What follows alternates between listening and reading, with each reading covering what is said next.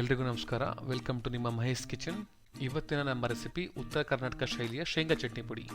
ಒಂದು ಬೌಲ್ ಕಡಲೆ ಬೀಜನ ಏರ್ ಫ್ರೈಯರಲ್ಲಿ 10 ನಿಮಿಷ ಹುರ್ಕೊಂಡಿದ್ದೀನಿ. ಹುರ್ಕೊಂಡು ಅದನ್ನು ಒಂದು ಬೌಲ್ಗೆ ಹಾಕ್ಕೊಂಡಿದ್ದೀನಿ ತಣ್ಣಗಾಗಲಿ ಅಂತ. ಬೆಳ್ಳುಳ್ಳಿ, ಜೀರಿಗೆ, ಕರಿಬೇವಿನ ಸೊಪ್ಪು, ಒಣಮೆಣಸಿನ್ಕಾಯಿ, ಕೊತ್ತಂಬರಿ ಸೊಪ್ಪು ಇಷ್ಟನ್ನು 10 ನಿಮಿಷ ಏರ್ ಫ್ರೈಯಲ್ಲಿ ಹುರ್ಕೊಂಡಿದ್ದೀನಿ. ಅದನ್ನು ತಣ್ಣಗಾಗಿಟ್ಟಿಟ್ಕೊಂಡಿದ್ದೀನಿ. ತಣ್ಣಗಾಗಿರೋ ಕಡಲೆ ಬೀಜನ ಒಂದು ಮಿಕ್ಸಿ ಜಾರ್ಗೆ ಹಾಕ್ಕೊಂಡು ತರಿಯಾಗಿ ರುಬ್ಕೊಂಡಿದ್ದೀನಿ. ಅದನ್ನು ಕೂಡ ಒಂದು ಬೌಲಿಗೆ ಹಾಕ್ಕೊಂಡಿದ್ದೀನಿ. ಹುರ್ಕೊಂಡಿರೋ ಮಸಾಲೆ ಜೊತೆಗೆ ಸ್ವಲ್ಪ ಉಪ್ಪು, ಬೆಲ್ಲ ಹಾಕಿ ಇದನ್ನು ಕೂಡ ರುಬ್ಕೊಂಡಿದ್ದೀನಿ. ರುಬ್ಕೊಂಡಿರೋ 2 ಪುಡಿಗಳನ್ನು ಮಿಕ್ಸ್ ಮಾಡಿಕೊಂಡು ಅದನ್ನು ಕೂಡ ಇನ್ನೊಂದು ಸತಿ ಜಾರಿಗೆ ಹಾಕಿ ರುಬ್ಕೋಬೇಕು.